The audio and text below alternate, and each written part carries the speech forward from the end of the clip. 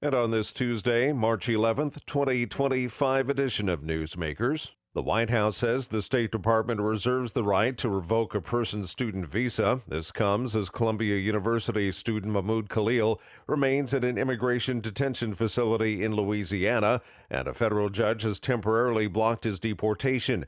A hearing is set for tomorrow to review the challenge to his arrest.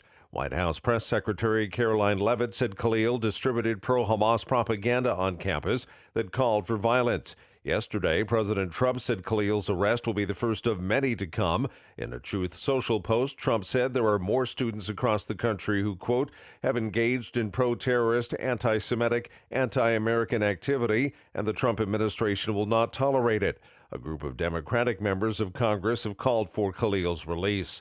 Meanwhile, Mark Mayfield reports the Department of Education is warning some 60 colleges and universities to protect Jewish students or risk losing federal funds. In letters sent to schools across the country on Monday, the department said that the Civil Rights Act requires students to have uninterrupted access to campus facilities and educational opportunities.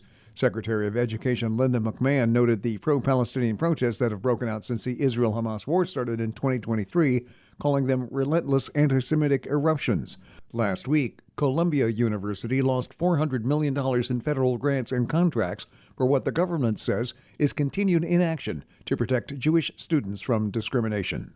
I'm Mark Mayfield. The Oklahoma Supreme Court is halting a request for proposals to purchase and place Bibles in schools.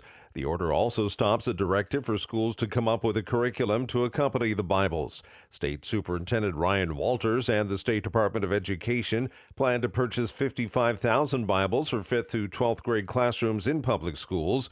The court order follows Walters' announcement last week of a new partnership between the Oklahoma State Department of Education and musician Lee Greenwood, where the public can buy Bibles and donate them to Oklahoma schools. Pope Francis has participated remotely in the Vatican's spiritual retreat after getting good news from his doctors. Details on that news from Charles de Ledesma. Doctors have upgraded the Pope's prognosis, saying he's no longer in imminent danger of death as a result of the double pneumonia that's kept him hospitalized for nearly a month in the longest and gravest threat to his 12-year papacy.